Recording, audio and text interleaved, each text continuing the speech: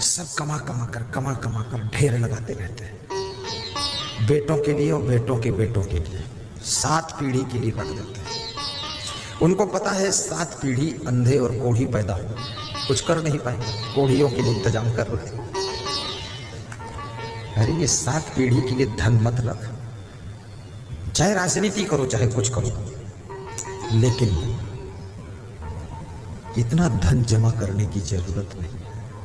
आप अपने बेटे को अगर सुखी बनाना चाहते हो, सम्माननीय जिंदगी जीने की कला सिखाना चाहते हो और बेटे का प्रभाव बढ़ाना चाहते हो, बेटे को सुंदर संस्कार दे दीजिए, बेटे को ज्ञान दे दीजिए और बेटे को सद्बुद्धि दे दीजिए और बेटे को जिंदगी में चरित्र से रहना सिखा दीजिए। आपका बेटा मिट्टी छुएगा तो सोना बन जाएगा, आपका बेटा महान बनकर के जिंदगी जिएगा।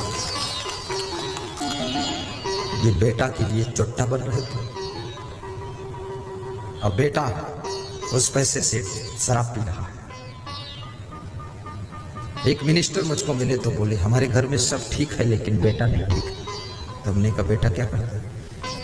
नहीं बस ऐसे ही है सब मामला। तो हमने कहा कमा के तो दे ही दिया है, मर जाओगे तो भी वो जिंदा रहेगा, खाएगा पिएगा। बोले अरे बहुत दुर्गुणी है, तो धन इतना क्यों दे रहे हो उसको?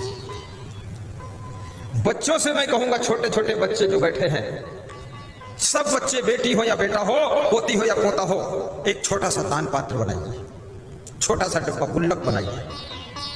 और अगर कभी माँ बाप तुमको पैसा देते हैं, नानी नाना पैसा देते हैं, तो गुल्लक में बचत करके रखिए और 3-4 साल के बाद वो पैसा फोड़ कर निकालिए। जो भी निकलेगा 10-20 हजार, 10-20 हजार बाप से कह दो और लगा दीजिए और कह दो एक स्कूटी खरीदूंगा। ये चाट पकौड़ी खा के घूम रहे हो, आदत बिगाड़ रहे हो, उससे बेहतर है स्कूटी लेकर जाओ। कार खरीदो, कार से स्कूल जाओ, क्या फर्क पड़ता है? पैसे को बर्बाद मत करो। और ये भी निवेदन करूंगा, बच्चे को यदि आपने धन दिया लेकिन धर्म पर चलना नहीं सिखाया, बच्चे को मकान दिया है लेकिन उस मकान में रहने की कला नहीं सिखाई है, और बच्चे को आपने सामान दिया है लेकिन सम्मान से जिंदगी जीने का ढंग नहीं सिखाया है, और बच्चे को आपने बहुत बड़ी शिक्षा दिया है लेकिन बच्चे को अगर संस्कार नहीं दिया है आपने, तो याद रखना आपका बच्चा कभी सुखी नहीं होगा, बच्चा हमेशा दुखी रहेगा। बच्चा सुखी तभी होता है जब सम्मान से जिंदगी जीने का ढंग सिखा दो उसको, ज्ञान दे दो बच्चे को, सत्संग से जोड़ दो। तो वो साधु हंसता हुआ चल देता है। सामने से उस घर की सासू आ रही थी। सासू ने पूछा, अरे साधु बाबा अभी तो मेरे घर के सामने खड़े थे, भिक्षा मांग रहे थे, तो मेरी बहू ने भिक्षा दिया कि नहीं दिया, क्या कहा? तो साधु ने कहा कि तुम्हारी बहू ने जवाब दिया कि बाबा इस द्वार पर भिक्षा कभी नहीं मिलेगी, जाओ बाबा टाइम पास मत करो। बोले फिर मैं हंसता हुआ चला गया। बोले हंसे क्यों? बोले इसलिए हंसा कि अगले जन्म में तुम्हारे घर में भी सब भिखमंगा हो, तो मैं मजबूरी में आ गया था तुम्हारे द्वार पर।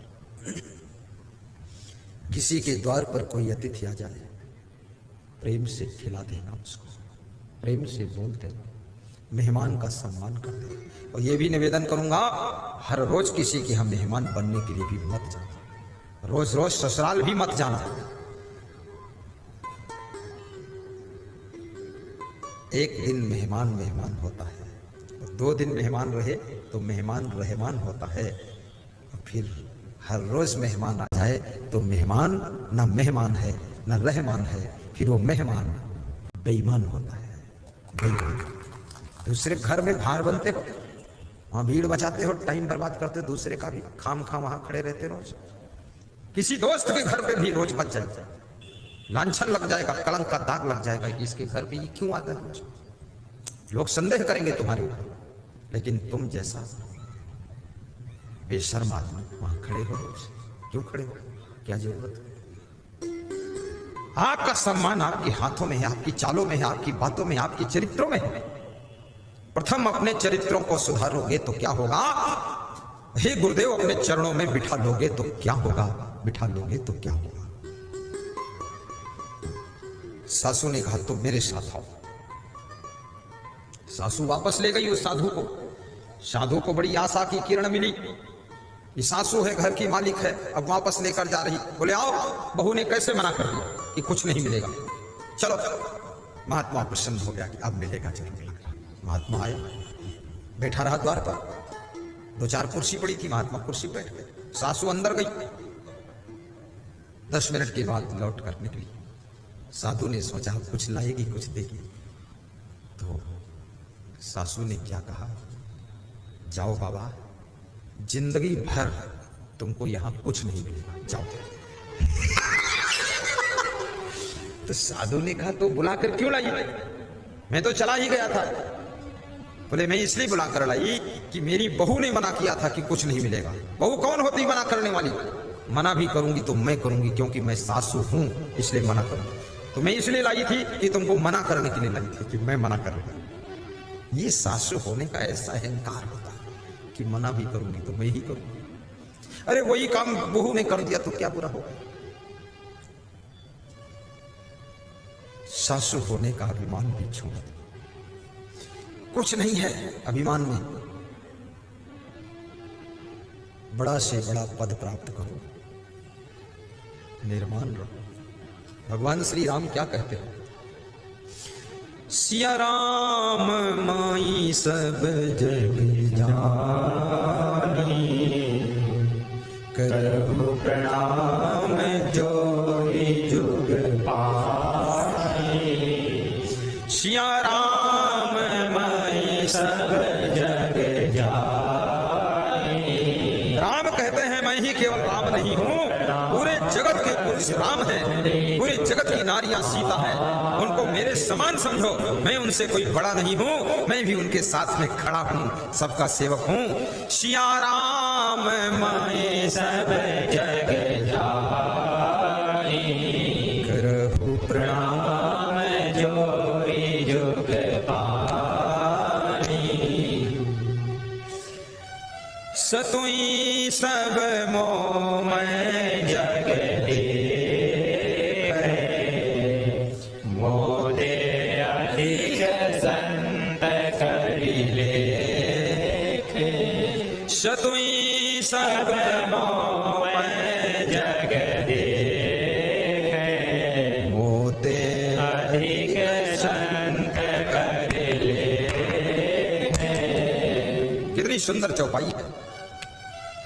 माता सबरी को भगवान श्री राम सात्विक भक्ति में समझाते हैं कि सारे जगत के नर नारियों को मेरे समान देखना, और यदि कहीं महान संत मिल जाए तो उनको मुझसे भी बड़ा देखना। संत को कितनी ऊंचाई पर खड़ा किया राम ने। अगर संत बनने की सामर्थ्य नहीं है, मत संत बनो। कौन कहता संत बनो? क्यों संत बनते हो? क्यों संत के कपड़े पहनते हो? ढोंग मत मचाओ इस भारत देश के अंदर, निकलो ढोंगियो यहां से। और संत बनने की हिम्मत है, साहस है तो संत बनो, तो सच्चे संत बनो, महान संत बनो, क्योंकि भगवान से भी ज्यादा सम्मान संत को दुनिया देती है। इसलिए संत के जीवन में सभी बुराइयों का अंत होना चाहिए, और संत का दर्शन जो कर ले तो दर्शन करने वालों की जिंदगी वसंत हो जाना चाहिए, वसंत हो जाना चाहिए।